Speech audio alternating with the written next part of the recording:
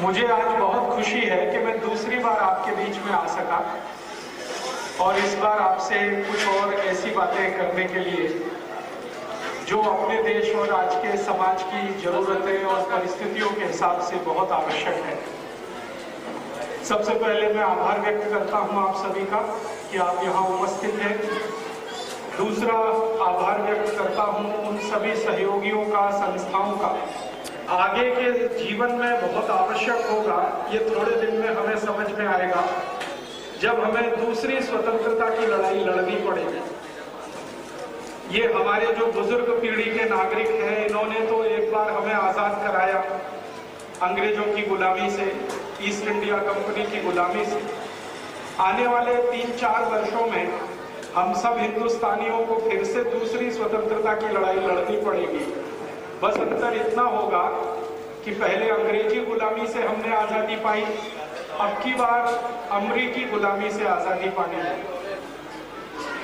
हमारे भारत देश में धीरे धीरे जो परिस्थितियां बन रही हैं वो भारत को फिर से गुलाम बनाने की बन रही है। अगर आप ध्यान से समाचार पत्र पढ़ते हो, टेलीविजन में न्यूज देखते हो, तो पिछले लगभग 1-2 वर्षों से हर दूसरे तीसरे दिन या सप्ताह में एक बार ऐसी न्यूज आती है, समाचार आता है कि भारत की पुलिस ने किसानों के ऊपर लाठीचार्ज किया, उनके ऊपर गोलियां चलाई, उनकी जमीन छीनने की कोशिश की। किसान जमीन बेचने को तैयार नहीं है तो जबरदस्ती उनसे जमीन छीनने की कोशिश की। ऐसी रोज रोज खबरें आप सुनते हैं। कभी बंगाल में सिंगूर से वो खबर आती है, कभी नंदीग्राम से आती है, कभी महाराष्ट्र में पूना से आती है, तो कभी उत्तर प्रदेश में गाजियाबाद से आती है, कभी उड़ीसा में बहरमपुर से आती है, तो कर्नाटक में कोलार से आती है। भारत के सभी राज्यों में बहुत तकलीफ की स्थिति बन गई है। किसानों की जमीनें छीनी जा रही हैं और सरकारें उन जमीनों को विदेशी कंपनियों को बेच रही हैं। आपको सुनकर आश्चर्य होगा कि जो जमीनें किसानों से 2, 5, 10 रुपए स्क्वायर फीट में ली जाती है, विदेशी कंपनियां उसी जमीन को 15,000 रुपए स्क्वायर फीट में बेचती है। हमारे भारत देश में पिछले लगभग 1.5-2 वर्षों से बहुत बड़े पैमाने पर यह सिलसिला चल रहा है और बहुत कहते हुए मुझे दुख है कि आज तक की तारीख में जब मैं आपसे बात कर रहा हूं, भारत के किसानों की लगभग 25 लाख एकड़ जमीन 25 लाख एकड़ जमीन छीनी जा चुकी है और विदेशी कंपनियों को बेची जा चुकी है।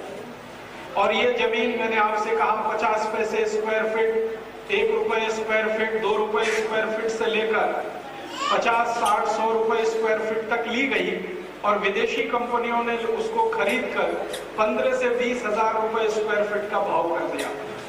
माने लूट किसानों की, मुनाफा विदेशियों का। ऐसे हालात जब देश में बनने शुरू हों तो मुझे याद आता है वो जमाना जब ईस्ट इंडिया कंपनी भारत के किसानों से जमीनें छीनती थी और ईस्ट इंडिया कंपनी अंग्रेजी कंपनियों को जमीनें बेचती थी। एक अंग्रेज अधिकारी इस देश में आया था, सन 1890 की घटना है। सन 1890 में एक अंग्रेज अधिकारी आया था, उसका नाम था डलहौजी। डलहौजी ने भारत देश में गवर्नर जनरल बनने के बाद एक कानून बनाया और उस कानून का नाम रखा लैंड एक्विजिशन एक्ट, जमीन अधिग्रहण करने का कानून या जमीन छीनने का कानून। इस लैंड एक्विजिशन एक्ट को 1890 में डलहौजी ने बनाया। 1894 से ये कानून भारत पर लागू हो गया और 1894 के बाद 1947 तक लगातार लगभग 150 वर्षों तक इस देश के किसानों की जमीनें छीनी गई। पूरी की पूरी जमीनें अंग्रेजों के हाथ में चली गई। भारत के किसान जो खेत के मालिक थे, जो संपत्ति अपने हाथ में रखते थे, वो भारत के लोग पूरी तरह से अंग्रेजों के गुलामी में चले गए। और आपको सुनकर आश्चर्य होगा कि अंग्रेजों की सरकार ने जो जमीनें छीनी वो आजादी के बाद 1948 में या उसके आगे के वर्षों में किसानों को वापस देनी चाहिए थी, वो भारत की सरकार ने आज तक वापस नहीं की।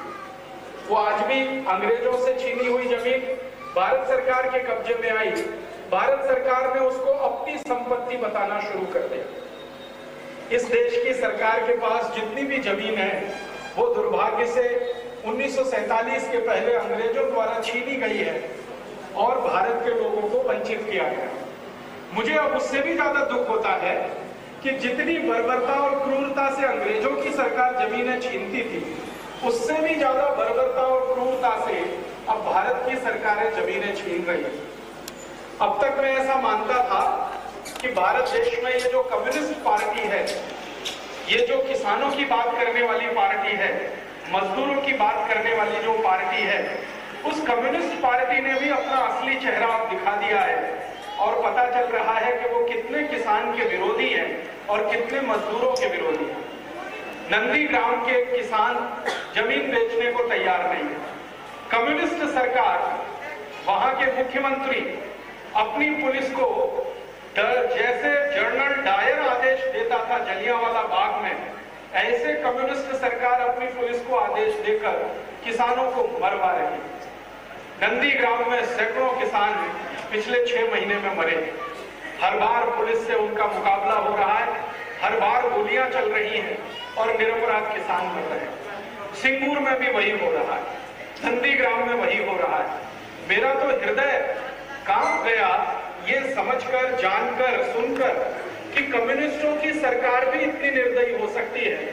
सीपीएम, सीपीआई वाले जो अपने आप को जन सामान्य का नेता मानते हैं, जन सामान्य का अपने को नजदीकी मानते हैं, वो लोग भी इतनी क्रूरता और निकृष्टता की पराकाष्ठा पर पहुंच सकते हैं कि अंधाधुंध गोलियां चलाकर लोगों को मरवाया जा सकता है। मुझे ऐसा लगता है कि क्या कम्युनिस्ट की सरकार हो, क्या किसी दूसरी पार्टी की सरकार हो, वो अब किसानों की सरकारें नहीं रह गई हैं, वो बड़े बड़े पूंजीपतियों की, उद्योगपतियों की या दलालों की सरकार बनकर हमारे सामने आई है।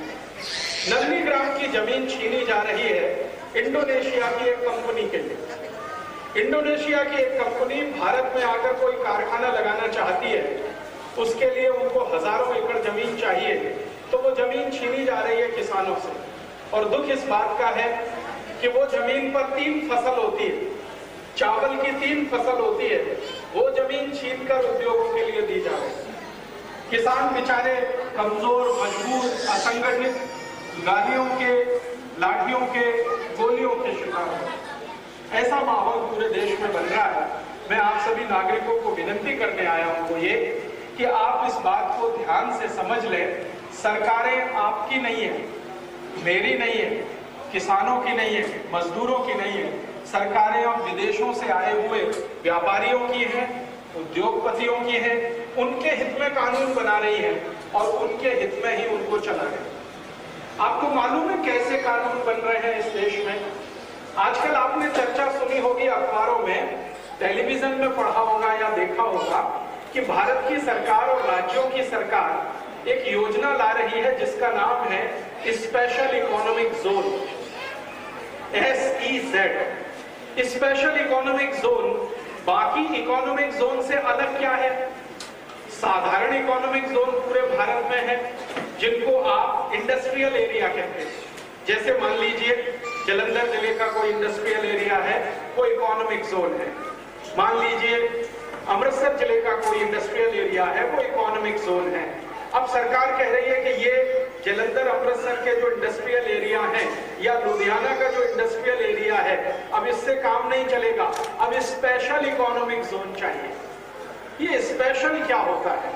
स्पेशल इकोनॉमिक जोन के बारे में भारत देश के वाणिज्य मंत्री को मैंने एक पत्र लिखा जिनका नाम है कमलनाथ, और उनको पूछा कि भारत में तो कम से कम 680 इकोनॉमिक जोन पहले से बने हुए हैं।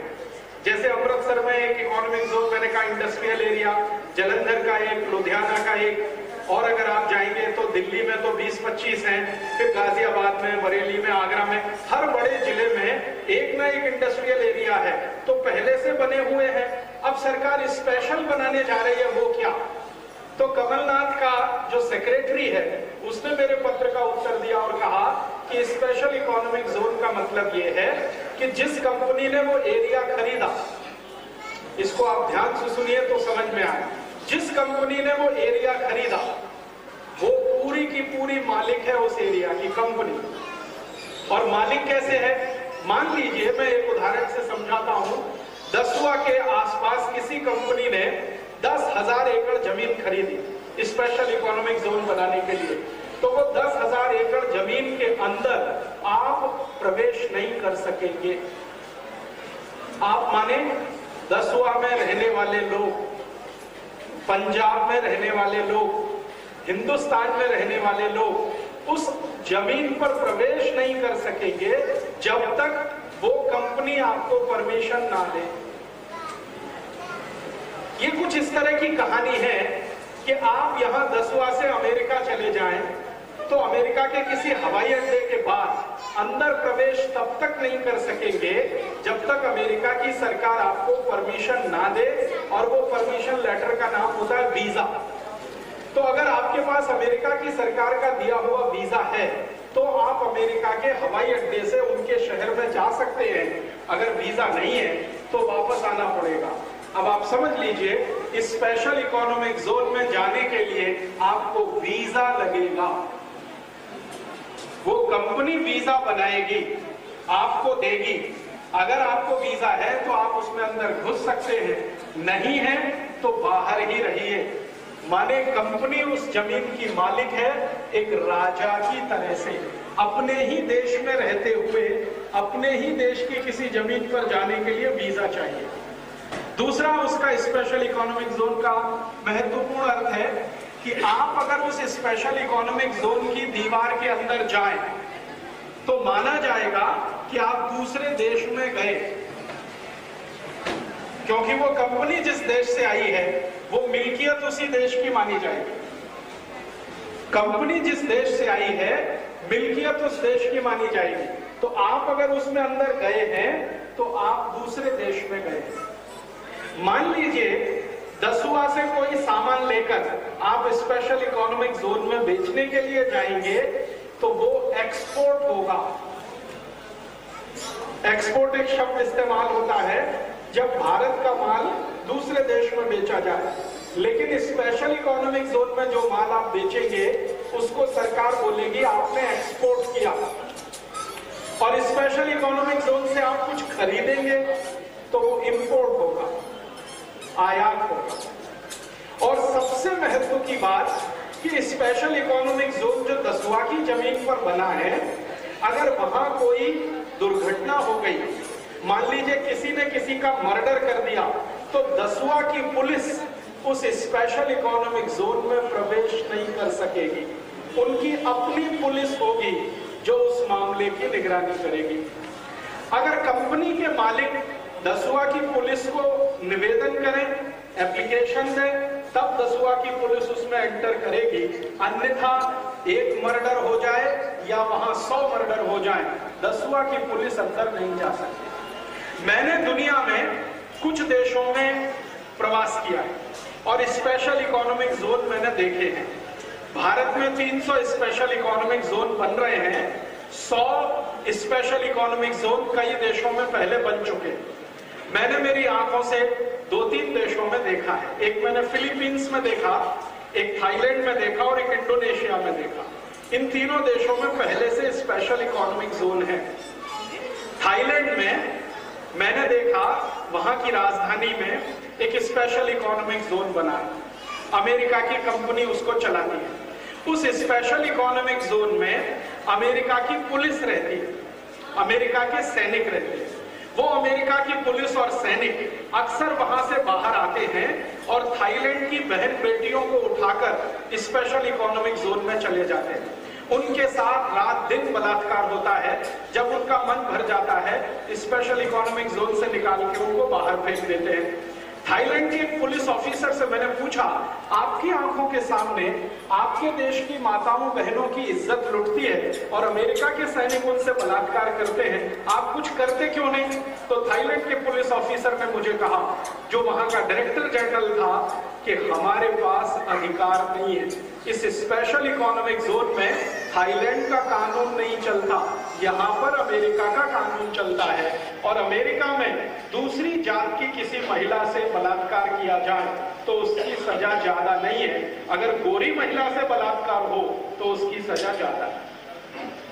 फिलीपींस में मैंने देखा, मनीला में इसी तरह का एक स्पेशल इकोनॉमिक जोन बना हुआ है। आज से लगभग 7 साल पहले मैं फिलीपींस गया था मनीला, तो वहां मैं देख रहा था कि उस समय हंगामा मचा हुआ था संसद में, फिलीपींस की संसद में। हंगामा ये था कि अमेरिका की पुलिस और अमेरिका की आर्मी जो स्पेशल इकोनॉमिक जोन में रहती है, वो मनीला की माताओं बहनों के साथ छेड़खानी करते हैं और उसकी शिकायत पुलिस को दर्ज होती है। पुलिस कुछ नहीं कर पाती क्योंकि पुलिस कहती है अंदर जाने का अधिकार नहीं, किसी को अरेस्ट करने का अधिकार नहीं। तो मामला वहां के राष्ट्रपति के सामने था और राष्ट्रपति की हालत ये थी कि वो अमेरिका से विनती कर रहे थे, वहां के राष्ट्रपति, कि प्लीज आप अपने सैनिकों को और पुलिस वालों को समझाइए, हमारी माताओं बहनों की इज्जत से खिलवाड़ ना करें। मुझे लगा इससे बड़ी गुलामी क्या हो सकती है कि मनीला की जमीन पर बना हुआ स्पेशल इकोनॉमिक जोन अपने माताओं बहनों की रक्षा नहीं कर सकता। और यही एग्जैक्टली मैंने इंडोनेशिया में देखा। जकार्ता के पास ऐसा ही एक स्पेशल इकोनॉमिक जोन बना हुआ है। मुझे बहुत डर लगता है कि ऐसे स्पेशल इकोनॉमिक जोन 300 भारत में बनने जा रहे हैं और बड़ी बड़ी अमेरिकन कंपनियां उन जमीनों को खरीद रही हैं। अमेरिकी कंपनियों के लिए भारत में जमीन खरीदना बहुत आसान है। कारण क्या है? एक तो सरकार ने कानून बदल दिया। पहले आप जानते हैं हमारे देश में एक कानून था land ceiling act. Land ceiling act का आप सब जानते हैं। उसमें कानून ये था कि शहर के अंदर एक सीमा से ज्यादा जमीन कोई भी नहीं खरीद सकता और विदेशी आकर तो भारत की जमीन बिल्कुल नहीं खरीद सकता। विदेशियों को जमीन चाहिए तो लीज पर मिल सकती थी, खरीद नहीं सकता था। सरकार ने वो लैंड सीलिंग एक्ट बदल दिया। अब लैंड सीलिंग एक्ट बदलने के बाद जो नया कानून आ गया है उसमें कोई भी अमेरिकी कंपनी चाहे कितनी भी 1000 एकड़ जमीन खरीद सकती है। अब उनके लिए जमीन खरीदना बहुत सस्ता सौदा है। कैसे? वो $1 लेके आते हैं तो यहाँ 45 रुपया हो जाता है, क्योंकि हमारा एक्सचेंज रेट गड़बड़ाया हुआ है। एक जमाना था जब भारत आजाद हुआ था तब 1 रुपया और $1 था। अब भारत की सरकार ने अमेरिका के दबाव में आकर एक नीति चलाई हुई है इस देश में जिसका नाम वो कहते हैं उदारीकरण, वैश्वीकरण। मैं कहता हूं वो अमरीकीकरण। ना उदारीकरण है ना वैश्वीकरण है, वो अमरीकीकरण है। ग्लोबलाइजेशन, लिबरलाइजेशन तो नाम है, वास्तव में वो अमेरिकनाइजेशन है। उस नीति के चलते सरकार ने क्या किया है, पिछले 17 वर्षों में रुपए का भाव बहुत बुरी तरह से गिरा दिया और डॉलर का भाव बहुत बढ़ा दिया। आप में से कई बुजुर्ग यहाँ बैठे हैं, आपको याद होगा सन 1991 में $1 में 7 रुपए 80 पैसे थे, 91 में। अब 2007 में $1 में 45 रुपए है। तो अमेरिका की कोई कंपनी $1 लेके आती है, यहाँ वो 45 रुपया हो जाता है। मतलब यहाँ की जमीन अमेरिका की तुलना में उनको 45 गुनी सस्ती मिल जाती है। वो $1000 लाएंगे तो 45,000 हो गया, वो $1,00,000 लाएंगे तो 45 लाख हो गया, वो $1 करोड़ लाएंगे तो 45 करोड़ रुपया हो गया। जितना लाएंगे वो अपने आप 45 गुना हो गया। तो यहाँ की जमीन उनको 45 गुनी सस्ती मिल गई। अमेरिका में जितनी जमीन वो डॉलर में खरीदेंगे उतनी ही जमीन यहाँ उनको 45 गुनी ज्यादा उतने डॉलर में मिल जाती। तो रुपए और डॉलर का एक्सचेंज रेट खराब होने के कारण यहाँ की जमीन बहुत सस्ते भाव में उनको मिल जाती है। सरकार ने लैंड सीलिंग एक्ट बदल दिया है तो अंधाधुंध जमीनें खरीदने के लिए उनके लिए रास्ता खुल गया है। पिछले 3 वर्षों में मैं भारत सरकार के द्वारा अमेरिकी और विदेशी कंपनियों को बेची गई जमीन के रिकॉर्ड्स एक एक करके इकट्ठे कर रहा हूं। अब तक मेरे रिकॉर्ड्स बताते हैं कि लगभग सरकार ने 25 लाख एकड़ जमीन बेच दिया है। 50 पैसे स्क्वायर फीट। हमारा एक मुकदमा महाराष्ट्र हाई कोर्ट में है। पूना के पास एक गांव है तलेगांव, वहां पर अमेरिका की एक कंपनी है जिसका नाम है जनरल मोटर्स। उसने जमीन खरीदी किसानों से, और किसानों से जमीन खरीदी गई। आपको सुनकर ताज्जुब होगा, 1 फीट लंबी और 1 फीट चौड़ी जमीन ₹1.15। 1 स्क्वायर फीट ₹1.15। ऐसी उन्होंने वहां पर 5000 हेक्टेयर जमीन खरीदी है। 1 हेक्टेयर में 5 एकड़ होता है, माने 25,000 एकड़।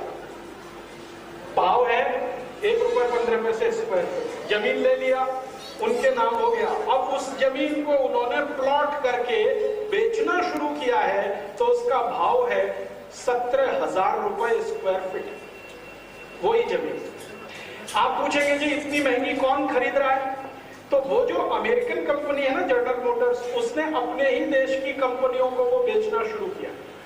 इसके खिलाफ हमने कोर्ट में पिटीशन किया है कि ये जमीन सरकार ने किसानों से छीनकर जनरल मोटर्स को बेचा, ये बोलकर कि इस पर जनता के हित का कोई काम किया जाएगा। और अमेरिकन कंपनी आकर इसको प्लॉटिंग करके बेच रही है। इसमें कौन सी जनता का हित हो रहा है, भारत की या अमेरिका की? तो अदालत ने उस पर अभी सुनवाई शुरू की है, स्टे नहीं दिया है। फैसला कब आएगा मालूम नहीं है, लेकिन ऐसा हिंदुस्तान के सभी राज्यों में हो रहा है। स्पेशल इकोनॉमिक जोन बनाने के नाम पर किसानों से जमीनें सस्ती कीमत पर छीन लेना, फिर उनको महंगी कीमत पर बेचना। स्पेशल इकोनॉमिक जोन में अमेरिका की कंपनियों के बनाए हुए नियम कायदे कानूनों को चलाना, भारत का कानून नहीं मानना। कुछ कंपनियां तो बोलती हैं कि हम भारत का संविधान भी नहीं मानेंगे। भारत सरकार क्या कर लेगी हमारा? सच में कुछ नहीं कर सकती उनका, सच में कुछ नहीं कर सकती। सरकार ने एक बार जमीन दे दी तो सरकार के हाथ से सब गया। वो भारत का संविधान ना माने, भारत का कानून ना माने, भारत के नियम से ना चले, भारत की संस्कृति और सभ्यता का ध्यान न रखें, हमारी सरकार कुछ नहीं कर सकती। इतनी गुलाम हमारी सरकार हो चुकी है। तो मुझे याद आ रहा है पुराना जमाना, जब भारत में ऐसा हुआ था। आपको 400 साल पहले की कहानी सुनाता हूं। जैसे आज इस देश में मनमोहन सिंह की सरकार चल रही है, 400 साल पहले इस देश में जहांगीर की सरकार चलती थी। जहांगीर इस देश का प्राइम मिनिस्टर था 400 साल पहले। एक अंग्रेजी ईस्ट इंडिया कंपनी ने आकर उससे जमीन खरीदा था। सूरत नाम का एक शहर है गुजरात में, वहां ईस्ट इंडिया कंपनी ने थोड़ी जमीन खरीदी थी। जहांगीर ने वो जमीन ईस्ट इंडिया कंपनी को बेची थी। वही गलती एक आदमी वो कर गया, जहांगीर। सूरत के शहर की थोड़ी सी जमीन जिस ईस्ट इंडिया कंपनी ने खरीदी थी, उसी कंपनी ने 15 साल के बाद पूरा सूरत शहर खरीद लिया। और एक शहर सूरत खरीदा, फिर उसका पड़ोसी नवसारी खरीद लिया। नवसारी एक शहर का नाम है गुजरात। फिर थोड़े दिन के बाद एक तीसरा शहर खरीद लिया, भरूच। फिर एक शहर खरीद लिया, अंकलेश्वर। फिर एक शहर खरीद लिया, बड़ोदरा। फिर एक शहर खरीद लिया, अहमदाबाद। और पता चला 50 साल के अंदर पूरा गुजरात उन्होंने खरीद लिया। और जिस जहांगीर ने थोड़ी सी जमीन पर ईस्ट इंडिया कंपनी को बुलाया था, ईस्ट इंडिया कंपनी ने जहांगीर को ही सत्ता से बेदखल किया, कुर्सी से उतारा, और ईस्ट इंडिया कंपनी उस कुर्सी पर बैठ गई। मेरा बहुत विनम्रता पूर्वक ये कहना है कि जो गलती 400 साल पहले जहांगीर ने की थी, वही गलती 2007 में डॉक्टर मनमोहन सिंह कर रहे हैं। वही गलती सेम। जहांगीर ने अंग्रेजों को जमीन बेची थी, मनमोहन सिंह अमेरिकी कंपनियों को जमीन बेची। कौड़ी के भाव में जमीन जा रही, और सिर्फ जमीन ही नहीं बेच रहे हैं, बहुत कुछ बेच रहे हैं इस देश में। आपको पिछली बार आया था, मैंने थोड़ी सी आपको संकेत में जानकारी दी थी, आज थोड़ा विस्तार से कहता हूं। हमारे देश में जब से डॉक्टर मनमोहन सिंह आए वित्त मंत्री के रूप में और अब प्रधानमंत्री के रूप में, इन्होंने ये योजना लाई, उदारीकरण, वैश्वीकरण, ग्लोबलाइजेशन, लिबरलाइजेशन। मुझे पिछले साल जुलाई के महीने में डॉक्टर मनमोहन सिंह के साथ 3 घंटे बात करने का मौका मिला। मैं सेवाग्राम नाम के एक छोटे से गांव में रहता हूं, महाराष्ट्र में, वर्धा जिले में। ये गांव महात्मा गांधी का गांव है। महात्मा गांधी ने वहां एक आश्रम बनाया हुआ है, मैं उसी आश्रम में रहता हूँ। डॉक्टर मनमोहन सिंह पिछले साल वहां आए थे, 3 घंटे रुके। आए क्यों थे? हम जिस गांव में रहते हैं उसके आसपास के गांव में पिछले साल 56,000 किसानों ने आत्महत्या कर लिया। 56,000 किसानों ने आत्महत्या किया। तो संसद में हंगामा हो गया था, तो मनमोहन सिंह को जवाब देना भारी पड़ रहा था, इसलिए वो गांव में आए थे देखने के लिए कि आत्महत्या क्यों हो रही। तो उस समय 3 घंटे का समय मिला, तो मैंने जो उनसे वार्तालाप किया उसमें सबसे पहला सवाल मैंने उनसे पूछा था कि आप बहुत बड़े अर्थशास्त्री हैं, सारा देश ऐसा जानता है और अंग्रेजी मीडिया आपको बहुत ज्यादा मानता है कि आप बहुत बड़े अर्थशास्त्री हैं। मेरे समझ में ये अर्थशास्त्र आपका नहीं आता कि आपने भारत के रुपए का दाम गिराया और डॉलर का दाम बढ़ाया। आप जब इस देश में वित्त मंत्री बने तो 33% रुपए का दाम आपने गिराया एक ही दिन में। फिर 2 दिन के बाद आपने 22% और दाम गिरा दिया। जब आप आए थे इस देश में वित्त मंत्री के रूप में तो हम 7 रुपए 80 पैसे में डॉलर खरीदते थे।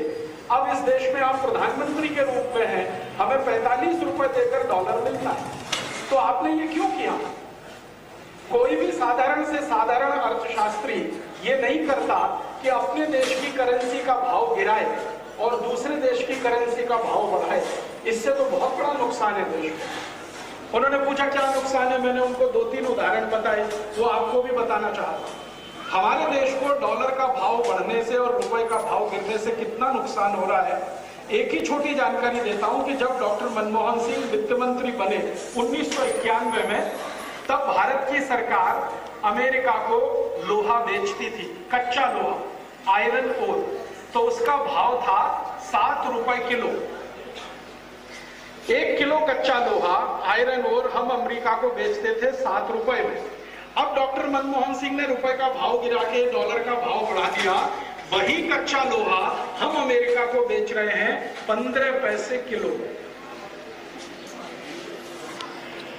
हमारे देश का बेशकीमती कच्चा लोहा अमेरिका को बेचा जा रहा है 15 पैसे किलो में। 1991 में बिकता था 7 रुपए किलो में। इसका मतलब हर 1 किलो लोहे पर 6 रुपए 85 पैसे का नुकसान हो रहा है।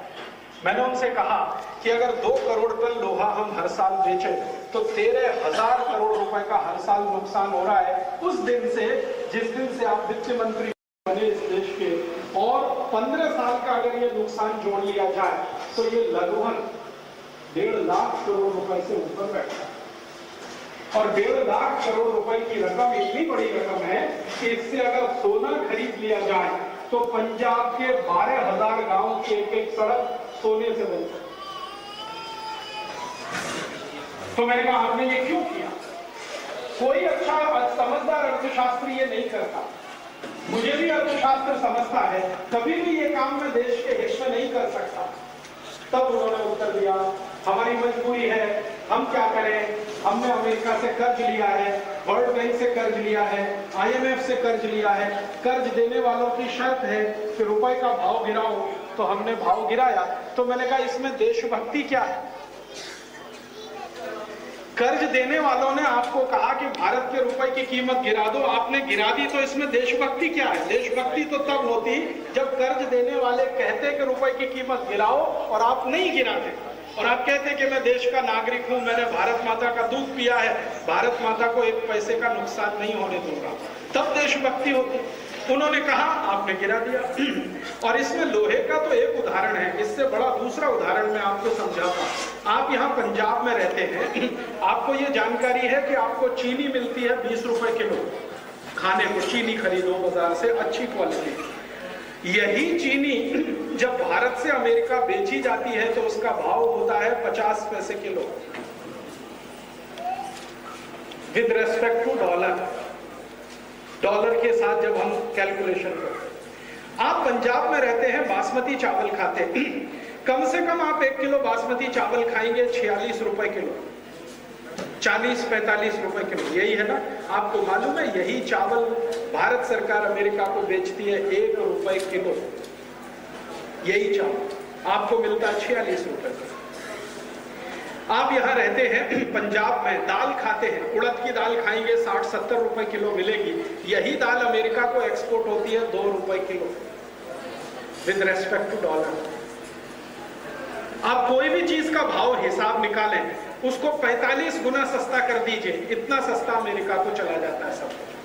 हमारा बासमती चावल, हमारी दालें, हमारा काजू, किशमिश, मुनक्का, मखाने, अच्छी अच्छी चीजें भारत की अमेरिका जाती हैं 45 गुनी सस्ती, और हमको मिलती है 45 गुनी महंगी। तो मैंने उनसे कहा, डॉक्टर मनमोहन सिंह को, कि आप अर्थशास्त्री हैं, देश के लोगों को तो महंगाई का सामना करना पड़ रहा है, और आप अमेरिका को हर चीज मुफ्त में दे रहे हैं, फोकट में दे रहे हैं। तो मैं क्या मानूं, आप भारत के प्रधानमंत्री हैं या अमेरिका?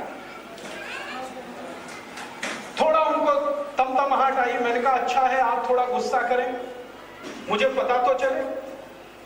लेकिन उन्होंने फिर वही उत्तर दिया, हम क्या करें, हमने अंतर्राष्ट्रीय समझौते किए हैं, गेट करार किया है, WTO किया है। तो मैंने कहा भारत के किसान और मजदूर ये नहीं समझते कि आपने अमेरिका से क्या समझौता किया है। वो तो ये समझते हैं कि आपने जब से इस देश में पद संभाला है, महंगाई को 45 गुना बढ़ा दिया है। उनको ये नहीं मालूम कि आपने रुपए की कीमत गिरा के, डॉलर की कीमत बढ़ा के ये सारा खेल किया है। महंगाई हम खेल रहे हैं और सस्ती चीजें अमेरिका को बेच। हमारे भारत में से डायमंड्स माने हीरे, जवाहरात, जेम्स, ज्वेलरी, ये सब अमेरिका जाता है, एक्सपोर्ट होता है।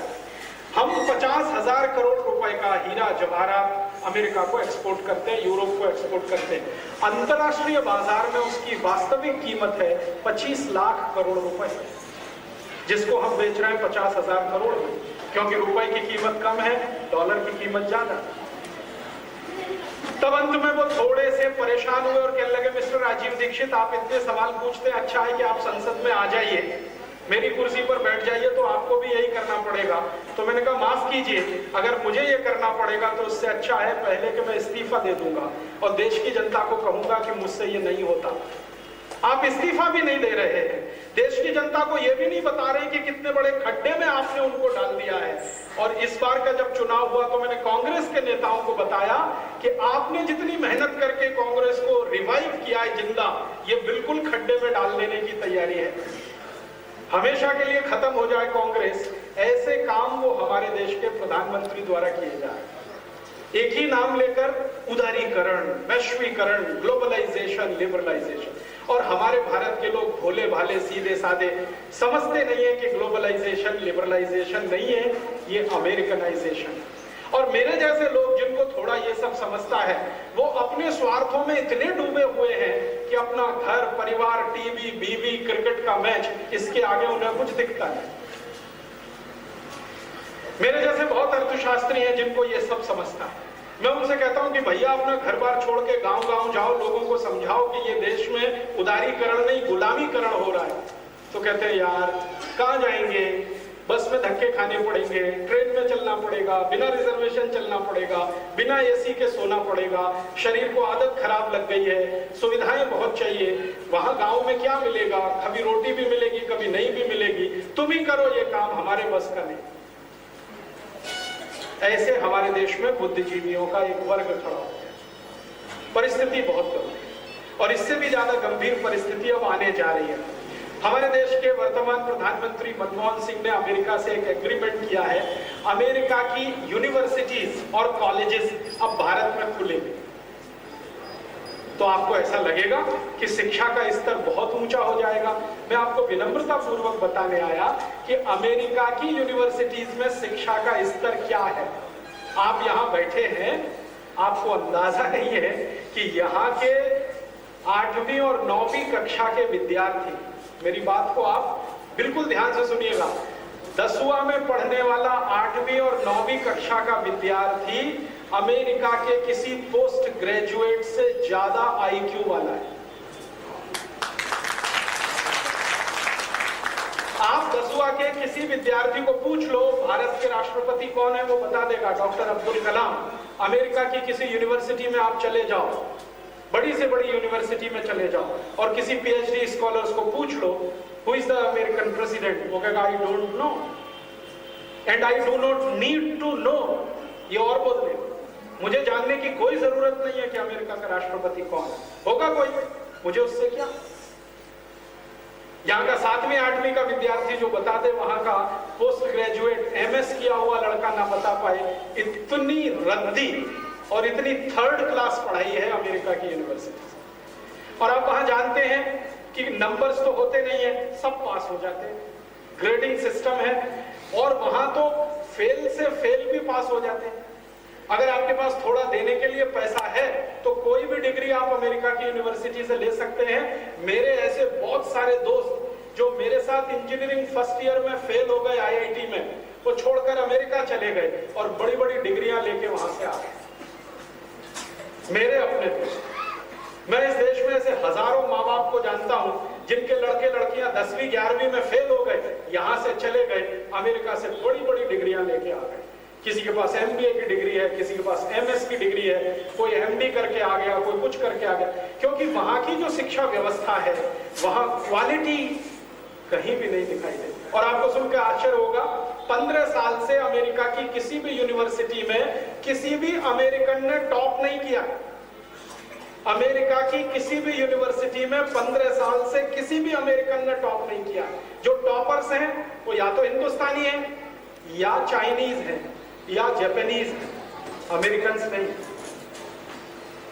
क्योंकि अमेरिका के विद्यार्थियों में पढ़ने के प्रति कोई सिंसियरिटी नहीं है। बड़ी से बड़ी यूनिवर्सिटी में चले जाइए, क्लासरूम में 2 या 3 विद्यार्थी दिखाई देंगे और टीचर अपना कुछ बकबकाता होगा, वो अपने टेलीफोन पे बात करते होंगे, और ज्यादा कुछ बोल दिया तो जेब से रिवॉल्वर निकालेंगे और टीचर को शूट करके क्लासरूम से बाहर चले जाए। और पुलिस पकड़ेगी तो पूछेगी तुमने मार दिया टीचर को? यस। क्यों मार दिया? For the sake of the fun, मजा करने के लिए मार दिया। अमेरिका में जितने विद्यार्थी स्कूल में नहीं है, उससे ज्यादा जेलों में बंद हैं विद्यार्थी जिनकी उम्र 17 साल, 18 साल, 19 साल, 20 साल की है। न्यूयॉर्क शहर में चले जाएं, न्यूयॉर्क शहर में हार्लेम नाम का एक एरिया है न्यूयॉर्क में। हार्लेम की तरफ अगर आप चले गए तो पुलिस का ऑफिसर वहां खड़ा है, तो आपको कहेगा भाई साहब इसमें नहीं जाना। हार्लेम एक एरिया है, वो बोलेगा हाथ जोड़कर भाई साहब इसमें नहीं जाना। आप बोलेंगे जी क्यों नहीं जाना, तो वो आपको वार्निंग देगा कि आप इधर हार्लेम में गए तो जिंदा वापस लौटेंगे इसकी कोई गारंटी नहीं है। और हार्लेम एरिया में सबसे ज्यादा मर्डर होते हैं, और वो सबसे ज्यादा मर्डर किए जाते हैं 15, 17, 18 साल के लड़के लड़कियों के द्वारा। ये हाल है। भारत में 10,000 लोगों पर एक पुलिस है, 10,000 लोगों पर एक पुलिस है। अमेरिका में 1,000 लोगों पर एक पुलिस है, फिर भी दुनिया में 1 मिनट में सबसे ज्यादा मर्डर अमेरिका में होते हैं। भारत में 10,000 लोगों पर एक पुलिस है, अमेरिका में 1,000 लोगों पर एक पुलिस है, फिर भी हर 1 मिनट में सबसे ज्यादा बलात्कार होते हैं अमेरिका। और आपको सुन के आश्चर्य होगा, सबसे ज्यादा बलात्कार होते हैं लेडीज टीचर्स के साथ बॉयज स्टूडेंट्स के द्वारा। विद्यार्थी करते हैं टीचरों के साथ बलात्कार। यहाँ जो गुरु शिष्य की मान्यता और परंपरा है वो वहां कहीं भी दिखाई नहीं देती, रोज खंडित। मेरे समझ में एक बात कभी नहीं आई, मैंने अमेरिका बहुत गहराई से देखा, अच्छे से देखा है, आपने भी देखा होगा। अमेरिका की सड़कें बहुत चिकनी, रोड एकदम प्लेन है, स्मूथ है। जिस देश की सड़कें एकदम चिकनी है, प्लेन है, स्मूथ है, वहां पर सबसे ज्यादा लोगों को पीठ का दर्द है। गाड़ियां जब चलती है ना तो हिलता भी नहीं है पेट का पानी, ऐसा लगता है जैसे मछली तालाब में तैर रही है। इतनी चिकनाई भरी सड़कों पर गाड़ियां चलती, जर्क भी लगता नहीं है। फिर मेरे समझ में नहीं आता कि दुनिया में सबसे ज्यादा पीठ दर्द के मरीज, स्पॉन्डिलाइटिस के मरीज अमेरिका में क्यों? इतनी अच्छी सड़कें, इतनी चिकनी सड़कें, इतनी अच्छी गाड़ियां कि गाड़ियां चले तो पता ही ना चले, उनमें लगे हुए शॉक एब्जॉर्बर, इतने जबरदस्त एब्जॉर्बर्स हैं उनके शॉक एब्जॉर्बर गाड़ियों के, उसी का सबसे ज्यादा पैसा लेते हैं। फिर भी स्पॉन्डिलाइटिस के सबसे ज्यादा मरीज अमेरिका में हैं। भारत में स्पॉन्डिलाइटिस के पेशेंट हैं 2.5 से 3 करोड़, अमेरिका में स्पॉन्डिलाइटिस के 8.5 करोड़। जबकि उनकी आबादी है 27 करोड़। मैं अमेरिका में बहुत सारे मेरे दोस्तों को पूछता हूं जो डॉक्टर है कि भैया ये चक्कर क्या, हमारे भारत में कोई बोले कि जी मुझे स्पॉन्डिलाइटिस है तो समझ में आता है, क्योंकि यहां तो सड़क ही नहीं है, खड्डों में सड़क है। सड़क में खड्डे नहीं है, खड्डों में से बीच से सड़क जाती है। मैं अभी आ रहा हूं ऐसी ही एक सड़क से। तो मैं अगर कहूं कि जी मैं पंजाब गया मेरी पीठ में दर्द हो गया तो समझ में आता है, बिहार गया तो कमर से और यहाँ गर्दन तक दर्द हो गया तो समझ में आ गया, क्योंकि बिहार में तो 20 साल से ही सड़क नहीं, 6-6 फीट के खड्डे हैं सड़क के नाम पर बिहार में। तो बिहार में, बंगाल में, उड़ीसा में भारत के लोग पीठ दर्द की शिकायत करें तो मुझे समझ में आता है कि हाँ सड़क ही नहीं है, खड्डे ही खड्डे। अमेरिका में इतनी चिकनी सड़क कि मछली पानी पर फिसले ऐसी, और वहां 8.5 करोड़ लोगों को स्पॉन्डिलाइटिस है। ये चक्कर क्या है? इतना पढ़ा लिखा देश, डेमोक्रेसी की मान्यता वाला देश, हर मिनट में सबसे ज्यादा बलात्कार दुनिया में वहां हो, ये चक्कर क्या है? हर मिनट में सबसे ज्यादा छेड़खानी की घटना अमेरिका में हो, और स्कूल कॉलेजेस बलात्कार के अड्डे बने, और जो विद्यार्थी स्कूल कॉलेज में होने चाहिए वो जेल में पढ़े। ये सारा का सारा चक्कर जो है ना वो संस्कृति का है, सभ्यता का है। हमारे यहाँ जो संस्कृति और सभ्यता बच्चों को बचपन से मिलती है ना, घुट्टी के रूप में संस्कार में, अमेरिका में कोई बच्चा इतना भाग्यशाली नहीं है जिसको बचपन से ये संस्कार मिले। अमेरिका का जीवन आपने देखा, मैंने भी देखा है। पति पत्नी दोनों को काम पे जाना पड़ता है, काम न करें तो घर का खर्च नहीं चलता। करोड़पति लोगों की संख्या अमेरिका में सिर्फ 3% है, बाकी सब मध्य वर्ग के लोग हैं। मध्य वर्ग में पति पत्नी को काम पे जाना पड़ेगा। जो पत्नी माँ बन गई है, बच्चा उसके साथ में है तो काम पे ले नहीं जा सकती उस बच्चे को, कहीं ना कहीं क्रैश में छोड़ना पड़ेगा। क्रैश में कम से कम 12 घंटे वो बच्चा आया के पास रहेगा। जिस समय उस बच्चे को माँ की गर्मी चाहिए, जिस समय उस बच्चे को माँ का दूध चाहिए, जिस समय उस बच्चे को माँ की प्यार भरी थपथपाहट चाहिए, उस समय वो आया के पास होगा जो डॉलर प्रति घंटे के हिसाब से उस बच्चे की रखवाली कर रहे हैं। ऐसे दृश्य मैंने देखे हैं। माताएं जब काम पर निकलती हैं सवेरे तो बच्चे को गाड़ी की सीट पर बांध देती है बेल्ट से। बेचारा चिल्लाता है, 1 महीने का, 2 महीने का, 3 महीने का बेल्ट की सीट से बंधा रहता है।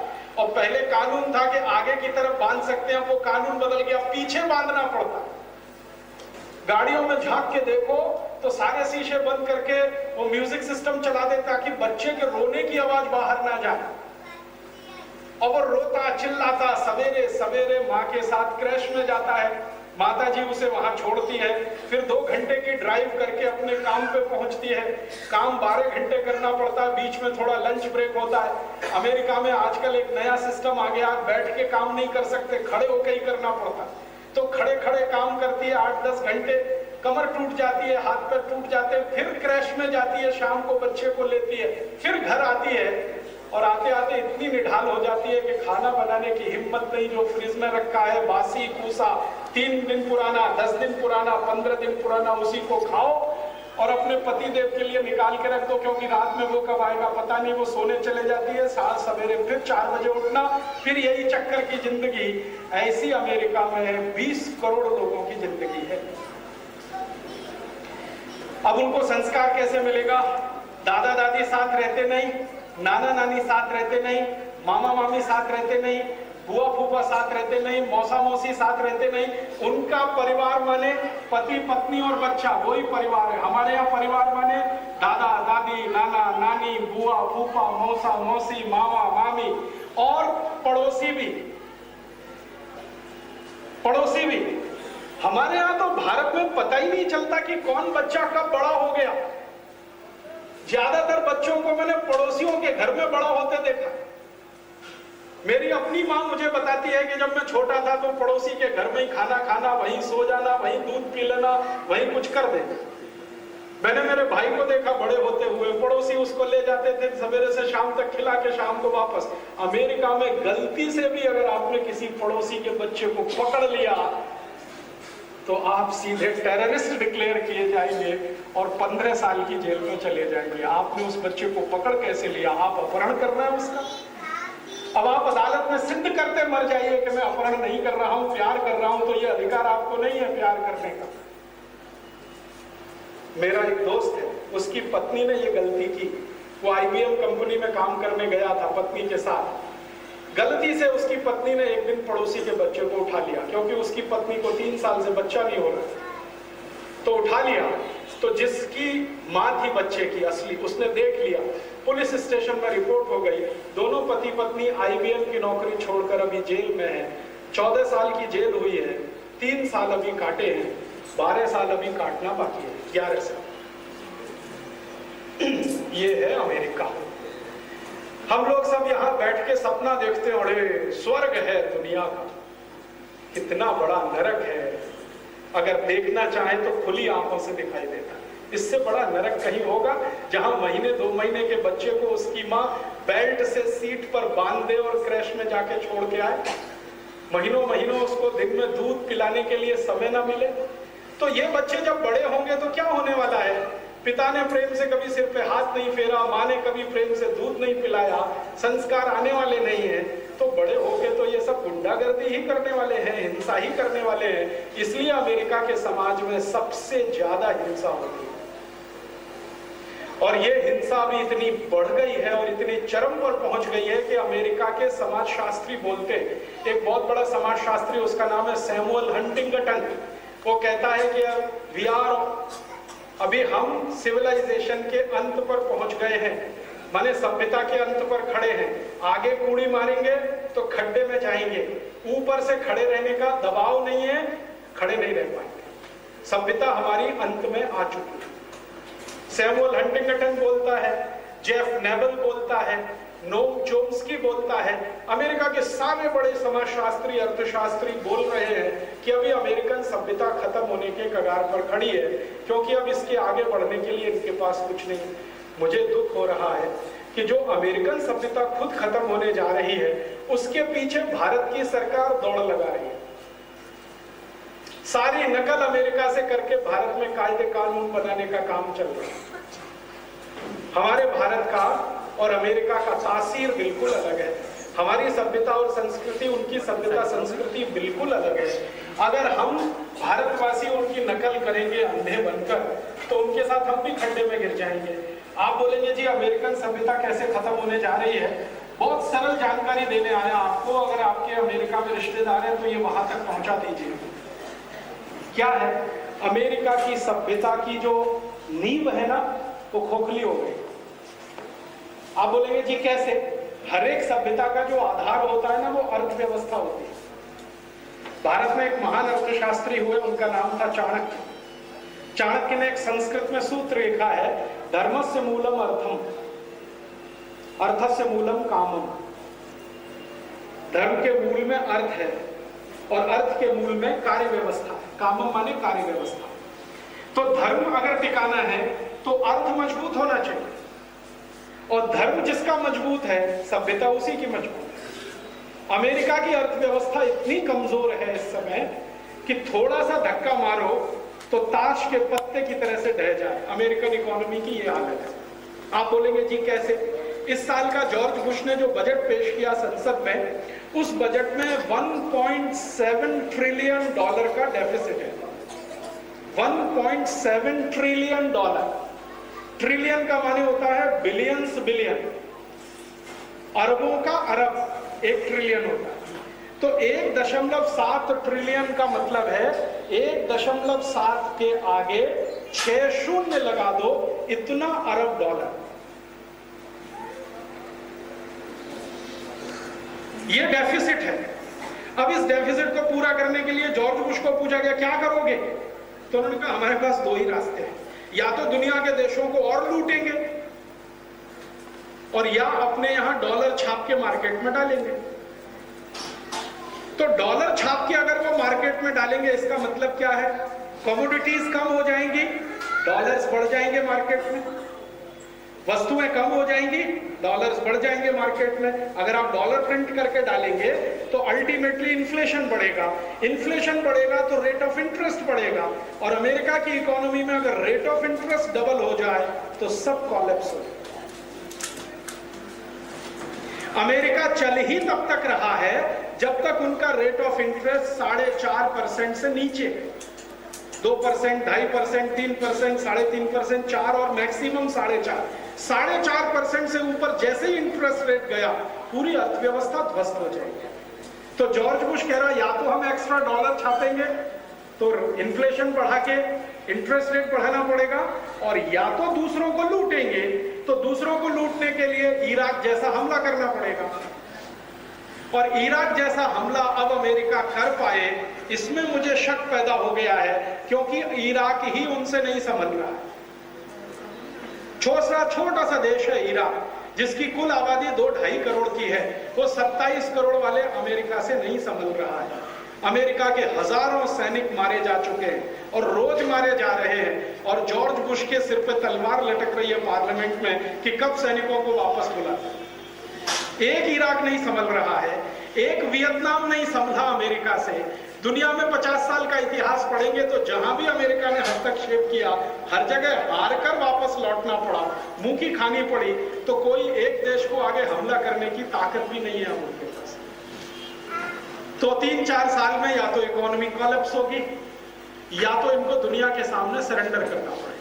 मुझे डर इस बात का है कि जब अमेरिकन इकोनॉमी कोलैप्स होगी तो भारत के प्रधानमंत्री ने जो अमेरिका के साथ हमारा गठजोड़ कर दिया है, हमारा क्या, हमारे शेयर बाजार को उन्होंने अमेरिका के शेयर बाजार से जोड़ दिया है ग्लोबलाइजेशन के नाम पर। अगर अमेरिका का शेयर मार्केट क्रैश करता है तो भारत में क्रैश करता है। हमारे देश के कमोडिटीज मार्केट को अमेरिका के सट्टा बाजार से जोड़ दिया है। अमेरिका में गेहूं पे सट्टा खिलता है तो भारत में गेहूं का भाव बढ़ जाता है। अमेरिका में दालों पे सट्टा लगे तो भारत में दाल का भाव बढ़ जाता है। अमेरिका में सोने पे सट्टा खेला जाए तो यहाँ सोना महंगा हो जाता है। हमारे कमोडिटीज मार्केट को उनके सट्टा बाजार से जोड़ दिया, तो हर जगह हमारा उनका लिंक कर दिया मनमोहन सिंह सरकार ने। जब अमेरिका डूबेगा तो ये सब डूब जाएगा, फिर भारत का क्या होगा वो चिंता की बात। अभी थोड़े दिन पहले अमेरिका के डूबने की कुछ सिम्टम्स जो दिखाई दे रहे हैं, उनमें से एक सिम्टम है, आप हैरान हो जाएंगे ये सुनकर। मेरे पास मेरे लैपटॉप में अभी 450 डॉक्यूमेंट्स हैं ऐसे जो ये बताते हैं कि वर्ल्ड ट्रेड सेंटर की दोनों टॉवर जॉर्ज बुश ने तोड़वाई। वो आतंकवादियों ने नहीं तोड़े, जॉर्ज बुश के आदेश पर टॉवर तोड़े गए। नॉर्थ और साउथ टॉवर जो वर्ल्ड ट्रेड सेंटर के टूटे 11 सितंबर 2001 को, इन दोनों टॉवर्स को जॉर्ज बुश के आदेश पर बम लगा के उड़ाया गया। आपको सबको याद है टॉवर कैसे टूटे थे? ऐसे करके, ऐसे ही बैठे ना। अगर हवाई जहाज हिट करता है किसी टॉवर में तो टॉवर को लेफ्ट और राइट टूटना चाहिए। या तो हवाई जहाज आ रहा है जिस दिशा से, उस दिशा में टूट के गिरना चाहिए, या तो जिस दिशा में जा रहा है उधर टूट के गिरना चाहिए। मैं विज्ञान का विद्यार्थी हूं। विज्ञान का सूत्र कहता है कि अगर हवाई जहाज की गति बहुत तेज हो तो टॉवर उसी तरफ टूटेगी जिधर से हवाई जहाज आया, और अगर गति कम है तो टॉवर उसके उल्टी दिशा में टूटेगी। दोनों ही तरफ टॉवर नहीं टूटी, वो ऐसे करके बैठती चली। और 110 मंजिल की टॉवर, 2 टॉवर 8.4 सेकंड में ही टूट गई। 8.4 सेकंड में टूटने का मतलब क्या है? 1 सेकंड में 10 मंजिल टूट गई। 1 सेकंड में 10 मंजिल टूट गई, और वो मंजिल टूट गई जिसको बनाने वाले इंजीनियर का कहना है कि अगर 5 हवाई जहाज भी स्ट्राइक करें तो टॉवर नहीं टूटेगी। नॉर्थ टॉवर और साउथ टॉवर को इतना स्टील फ्रेम बनाया गया था कि एक साथ 5 हवाई जहाज भी टक्कर मारे तो नहीं टूटे। और सामान्य रूप से आप सोचिए, हवाई जहाज अगर किसी बिल्डिंग को हिट करेगा तो उसमें आग लगेगी सबसे पहले, और वो आग कई दिनों तक जलेगी, क्योंकि हवाई जहाज का जो ईंधन होता है वो बहुत ज्यादा ज्वलनशील होता है। तो नॉर्थ और साउथ टॉवर में आग लगनी चाहिए, 8-10 दिन जलनी चाहिए, लेकिन आग नहीं लगी, बिल्कुल धूल की तरह से वो बैठता चला। ये कैसे हुआ? ये ऐसे हुआ कि टॉवर के अंदर 110 माले में 4-4 बम लगाए उन्होंने हर एक मंजिल में। आप जानते हैं कि जब बिल्डिंग बनाई जाती है तो जॉइंट्स होते हैं, 90 डिग्री के जॉइंट्स होते हैं ऐसे, तो हर एक जॉइंट पर एक एक बम लगाया।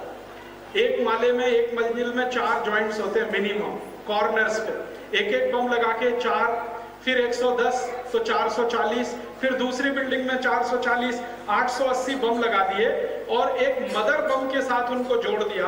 मदर बम को 94वें मंजिल पर रख दिया, 94th फ्लोर पे।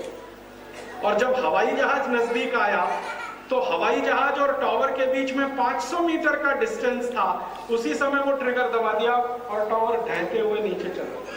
जहाज ने हिट भी नहीं किया, उसके पहले गिर गया। उस जहाज को उड़ाने वाला जो पायलट ऑफिसर है, उसका इंटरव्यू मेरे लैपटॉप में, उसने इंटरव्यू किया पायलट ऑफिसर ने, और वो कहता है कि 11 सितंबर 2001 को मैं ड्रिल पर था। ड्रिल माने युद्ध अभ्यास, वो युद्ध अभ्यास पे था।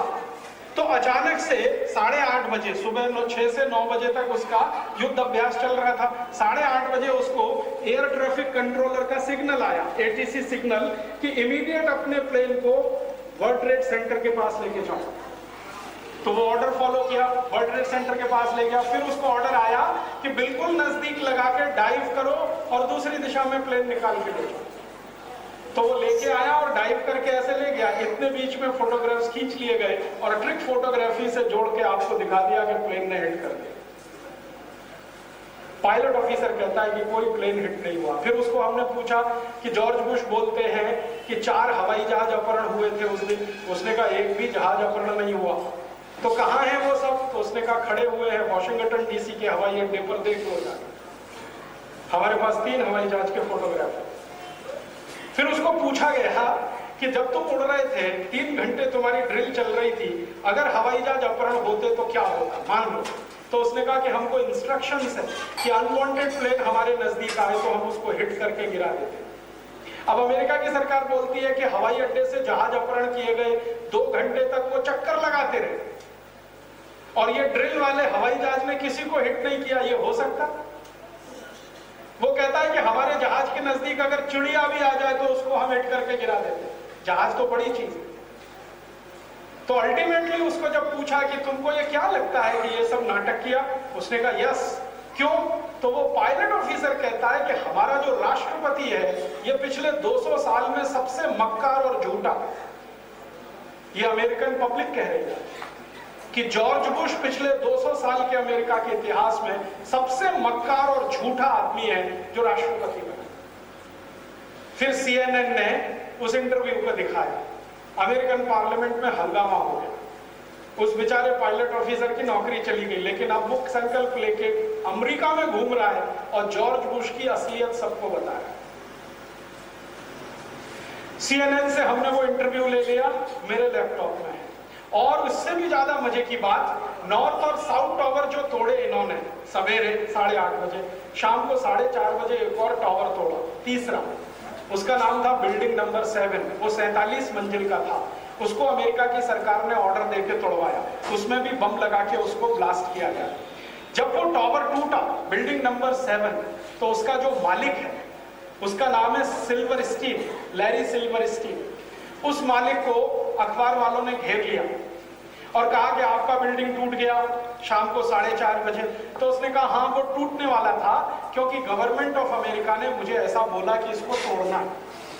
तो आपका तो बहुत नुकसान हुआ। तो लैरी सिल्वरस्टीन कहता अपने इंटरव्यू में, मेरा कुछ नुकसान नहीं हुआ। मेरी बिल्डिंग जो टूटी वो $2 अरब की थी और जॉर्ज बुश सरकार ने मुझे $7 अरब का कंपनसेशन दिया, $7 बिलियन। तो उसको पूछा गया $5 अरब ज्यादा क्यों मिला? तो कहता कीप मम, टू कीप मम, चुप रहने के लिए $5 अरब मुझे मिला। तो उसको पूछा गया तुम चुप क्यों नहीं रहते? उसने कहा ज्यादा दिन चुप नहीं रह सकता, एक ना एक दिन तो ये सच बताना ही पड़ेगा। अब लैरी सिल्वरस्टीन के सामने जब जॉर्ज बुश को खड़ा किया गया तो जॉर्ज बुश की हवा खराब। CNN ने क्या किया, लैरी सिल्वरस्टीन का इंटरव्यू चालू था, उसी बीच जॉर्ज बुश को फोन लगाया। अब आप इसका क्या जवाब देते हैं? जॉर्ज बुश एक ही वाक्य बोलता था, आई do not know, I do not know, I do not. और सिल्वरस्टीन कहता यस, ही ओनली नोज, ही ओनली नोज, ही ओनली नोज, वही अकेला जानता है क्या है। और सच क्या था? सच ये है कि टॉवर दोनों तोड़े 11 सितंबर को और 6 सितंबर को उनको बेच दिया, दोनों टॉवर अमेरिका की सरकार ने सऊदी अरब के एक शेख, सऊदी अरब के शेख ने दोनों टॉवर का बीमा करा लिया जापान की कंपनी से। तो मर गया इसमें जापान, क्योंकि बीमा था 150 अरब डॉलर का। टॉवर टूटे तो जापान की कंपनी को बीमे का पैसा देना पड़ा, 150 अरब डॉलर उनका चला गया। ऐसे ही जापान को अमेरिका ने पहले पीटा था 1945 में, 2 एटम बम गिरा के, अब पीट दिया, ये बीमा करा के। अमेरिका का $1 भी खर्च नहीं हुआ। और फिर आप बोलेंगे जी उसमें आदमी मरे, 3000 लोग मरे, उनकी लिस्ट है। उस लिस्ट को जब क्रॉस वेरीफाई किया गया तो पता चला कि वो सब के सब 3000 लोग नॉन अमेरिकन थे, उसमें एक भी ओरिजिनल अमेरिकन नहीं है जो मरे। हिंदुस्तानी मरे, पाकिस्तानी मरे, बांग्लादेशी मरे, फिलीपींस वाले मरे, इंडोनेशिया के मरे, थाईलैंड के लोग मरे, मैक्सिको के लोग मरे, अमेरिका का एक भी नहीं मरा। और अमेरिका की सरकार ने कमीशन बनाया था जो मरे हुए लोग हैं ना उनको मुआवजा देने के लिए। उस कमीशन के चेयरमैन को हम लोगों ने कांटेक्ट किया और उसको कहा कि ये जो मुआवजा बांटा वो हिसाब क्या है। तो उन्होंने कहा अगर अमेरिकन मरता तो उसका मुआवजा 100 गुना ज्यादा है, और नॉन अमेरिकन मरा इसलिए कम देना पड़ा, क्योंकि नॉन अमेरिकन सिटीजन नहीं होते। तो अमेरिकन मरे क्यों नहीं इस दुर्घटना में? तो पता चला कि अमेरिकन लोगों को 11 सितंबर 2001 को छुट्टी पे भेज दिया, नहीं आना आज। और जो अमेरिकन छुट्टी पे थे उस दिन वो नीचे घूम रहे थे वर्ल्ड ट्रेड सेंटर के आसपास, तो उन्होंने टॉवर को गिरते हुए देखा। ऐसे 19 लोगों के मेरे पास इंटरव्यू हैं, वो बोलते हैं कि हमने टॉवर में प्लेन हिट होते हुए नहीं देखा, हमने बम ब्लास्ट की आवाज सुनी और टॉवर ऐसे ढहता चला। तो आप बोलेंगे ये सब अमेरिका ने क्यों किया? लूटने के लिए अफगानिस्तान को इसलिए किया। अफगानिस्तान को कैसे लूटने के लिए? अफगानिस्तान एशिया में अभी पहला और अकेला ऐसा देश है जहां इस समय सबसे ज्यादा गैस, नेचुरल गैस। अफगानिस्तान जो सूखा साखा दिखता है ना, वहां जमीन में बहुत गैस है। वो गैस अमेरिका को चाहिए फोकट में, बिना पैसे। तो ये तभी संभव है जब अफगानिस्तान पे अमेरिका का कब्जा हो, और अफगानिस्तान पे कब्जा करने के लिए अफगानिस्तान पे हमला करना पड़ेगा। हमला करने के लिए कोई तो नाटक बनाना पड़ेगा। तो वो नाटक बनाया कि देखो अफगानी आतंकवादियों ने हमारे टॉवर गिराए, हमने इसके बदले में इनके देश पे हमला करके कब्जा कर लिया। माने जो देश अपने जिंदा रहने के लिए इतना बड़ा झूठ बोल रहा है, आप समझ लो उसकी नींव कितनी कमजोर हो चुकी है। मैं मानता हूं भारत उससे बहुत बेहतर स्थिति में है कि भारत को दुनिया से ऐसा झूठ नहीं बोलना पड़ता जिंदा रहने के लिए। अमेरिका की सरकार को अपना देश जिंदा रखने के लिए इतना बड़ा झूठ बोलना पड़ता। अब जॉर्ज बुश जब चुनाव हार गया अमेरिका का हिस्सा, आप जानते हैं वो चुनाव हार गया बुरी तरह से। पहली बार अमेरिका की संसद के इतिहास में जॉर्ज बुश की पार्टी माइनॉरिटी में आई है। रिपब्लिकन पार्टी को सबसे कम सीटें हैं अभी अमेरिका में। 2 साल के बाद जॉर्ज बुश भी चला जाने वाला है। अब जॉर्ज बुश ने पहली बार स्वीकार किया है कि मैंने कुछ गलती की है, और उस गलती का खामियाजा उसने छोड़ दिया डेविड रम्सफील्ड के सिर पर, जो उसका डिफेंस मिनिस्टर था। वो कहता है ये सारी योजना रम्सफील्ड ने बनाई थी। रम्सफील्ड अभी निकल गया, वो कहता है कि मैं अकेला नहीं था, ये जॉर्ज बुश भी शामिल था। अब रम्सफील्ड ने उसकी पोल खोलना शुरू किया है, और रम्सफील्ड ने ये स्टेटमेंट दिया तो मैं परेशान हो गया। उसने कहा कि ये जॉर्ज बुश के पर्सनल स्वार्थ का भी एक कारण है, व्यक्तिगत स्वार्थ भी है। क्या है? जॉर्ज बुश की एक कंपनी है, आप में से बहुत लोग जानते हैं या नहीं जानेंगे तो आश्चर्य हो सकता है, नहीं जानेंगे तो आप वैसे सुखी हैं। उसकी एक कंपनी है, उसका नाम है यूनोकोल, जॉर्ज बुश की कंपनी है। और इस कंपनी के 2 ही पार्टनर हैं, जॉर्ज बुश और ओसामा बिन लादेन। बुश और Osama bin Laden business partner हैं। और यूनोकोल कंपनी की जो चीफ एग्जीक्यूटिव ऑफिसर है इस समय, वो जॉर्ज बुश की अम्मा है, जिसका नाम है बारबरा बुश। बारबरा बुश माने जॉर्ज सीनियर बुश की पत्नी और आज का जॉर्ज बुश इसकी मां। बारबरा बुश की लिखी हुई एक किताब मेरे हाथ में आई है जिसमें उसने सब कहानी खोल के बताई है कि 1991 से ओसामा बिन लादेन और जॉर्ज बुश दोनों बिजनेस पार्टनर हैं। 1991 से दुनिया को उल्लू बना रहे हैं। तू मुझे गाली दे, मैं तुझे गाली दे। वो एक कुश्ती होती है ना जिसको कहते हैं नूरा कुश्ती, दो पहलवान आपस में फिक्सिंग कर लेते हैं और उतरते हैं रिंग में, अखाड़े में, तो तय कर लेते हैं एक तू मुझे पटक मारना, फिर मैं तुझको पटक मारूंगा, पब्लिक ताली बजाएगी, हम दोनों का काम हो जाएगा। पैसे तुझे भी मिलेंगे, पैसे मुझे भी मिलेंगे कुश्ती लड़ने के लिए, लेकिन तू मुझे पटक देना, मैं तुझे पटक दूंगा। ओसामा बिन लादेन और जॉर्ज बुश यही है। वो एक लादेन को गाली देगा, लादेन इसको गाली देगा, पब्लिक दुनिया की देखेगी ओ ये तो एक दूसरे के कट्टर दुश्मन है, अंदर खाने दोनों एक है, दोनों का साथ में धंधा है।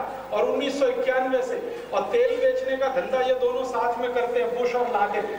और इनकी कंपनी का नाम है यूनोकोल, जिसमें 51% शेयर है बुश का, 49% है लादेन का।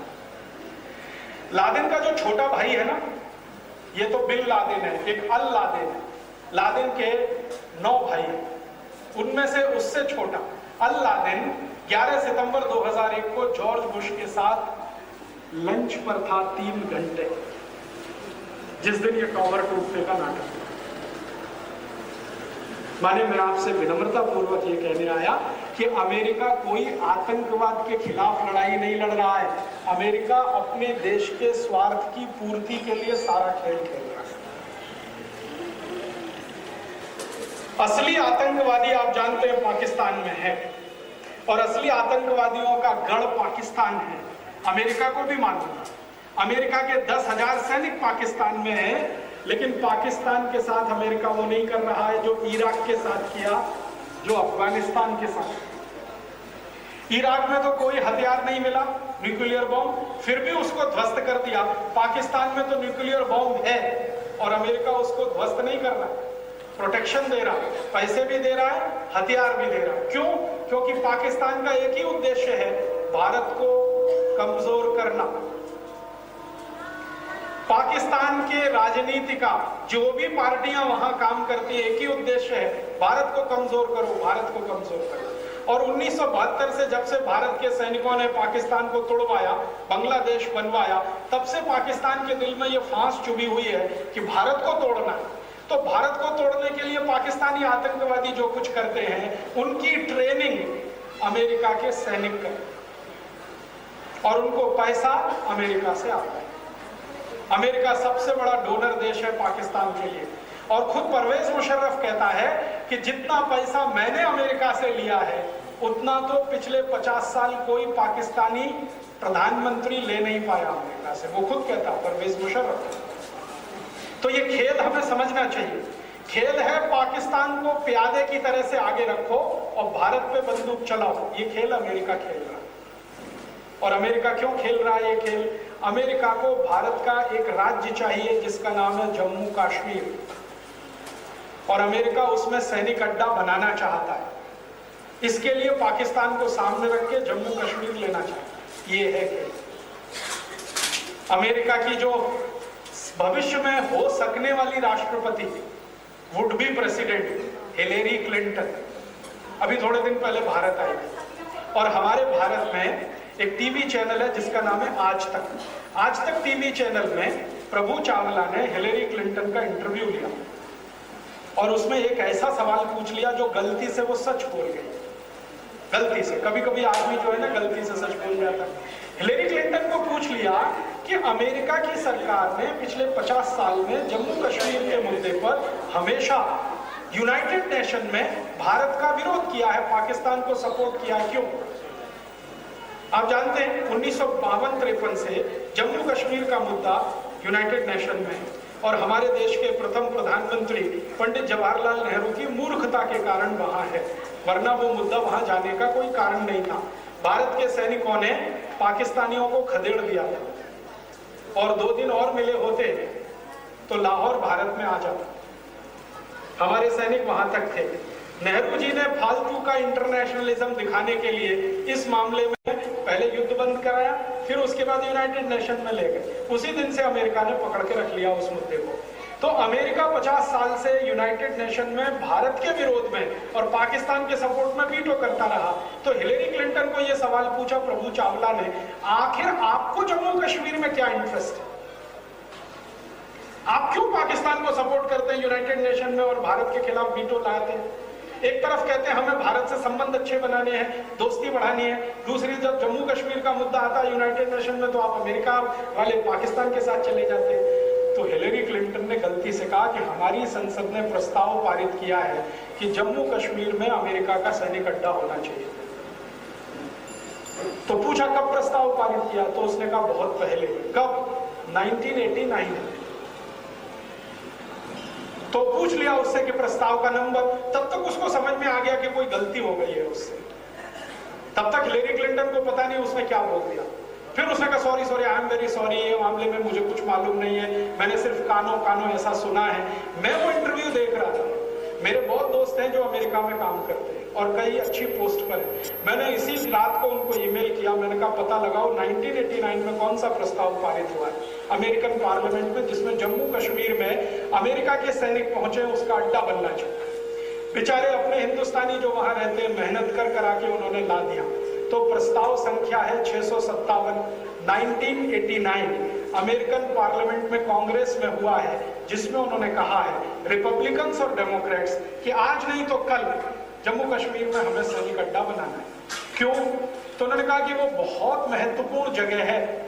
अगर हमारा सैनिक अड्डा जम्मू कश्मीर में बनता है तो हम चीन पे भी कंट्रोल करेंगे, पाकिस्तान हमारे कंट्रोल में रहेगा, भारत भी कंट्रोल में। तो जम्मू कश्मीर की लड़ाई पाकिस्तान नहीं लड़ रहा है, अमेरिका लड़ रहा है।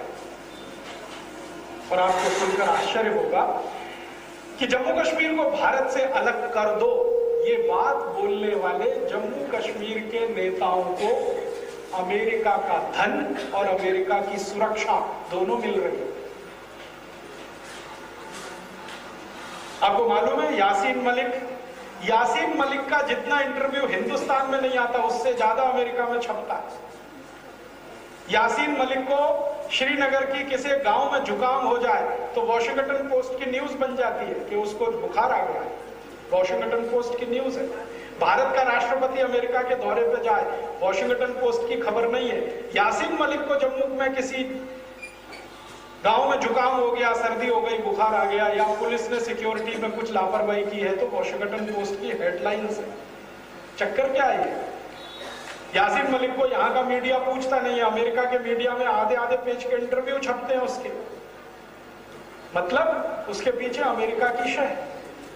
और अमेरिका की शह है, आप इस बात को ध्यान रखिए।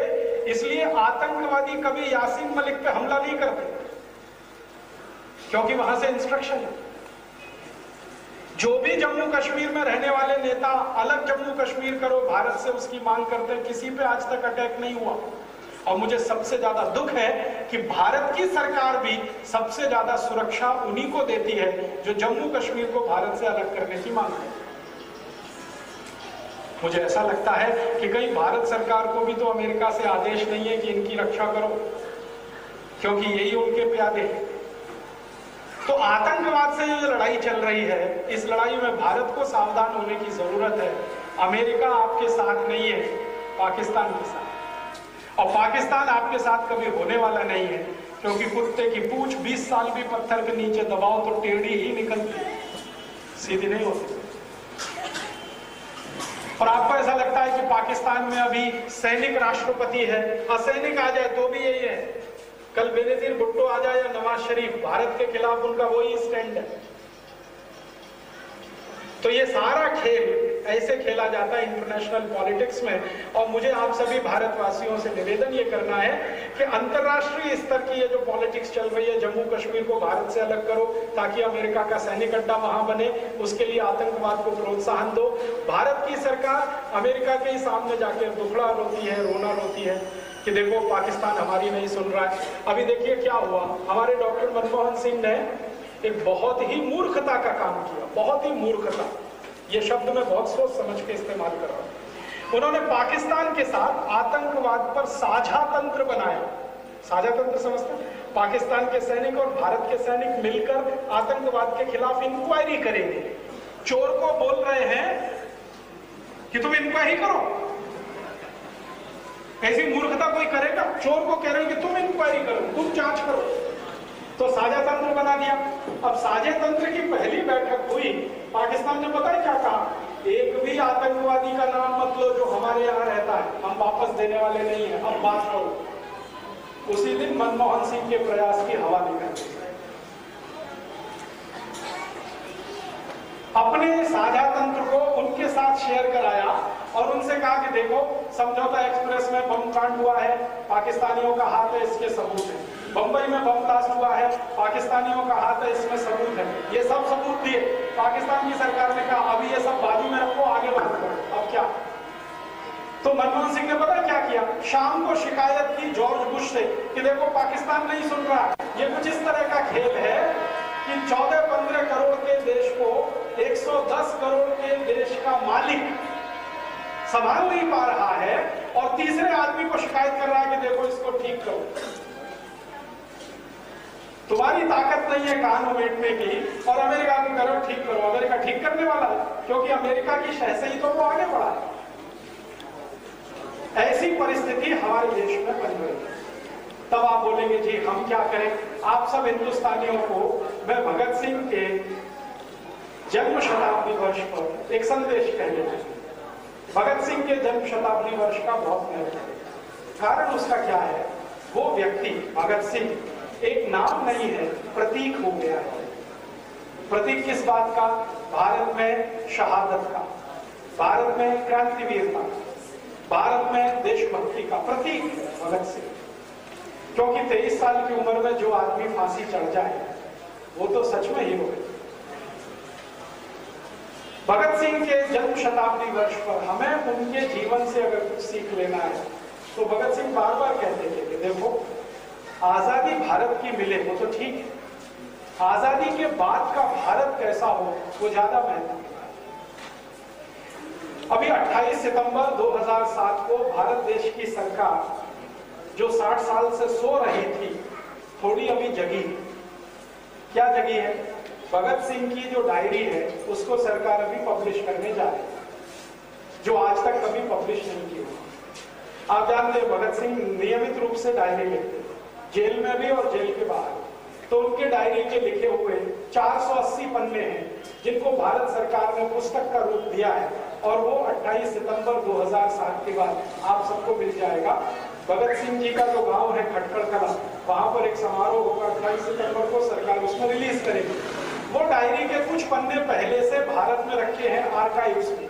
दिल्ली में एक बहुत बड़ा सेंटर है आर्काइव्स, वहां पे भगत सिंह की डायरी के पन्ने हैं जो मैंने मेरी आंखों से देखे हैं। उसमें वो कहते हैं कि आजादी मिल जाए वहीं तक नहीं है, उसके आगे की बात। आगे की बात करो माने भारत आगे क्या होगा आजादी के बाद, इस पर बात करो। तो कौन से रास्ते पर जाएगा भारत? पूंजीवादी रास्ते पर जिस पर अमेरिका और यूरोप के देश चल रहे हैं, या कोई दूसरे रास्ते पर, या अपने रास्ते पर?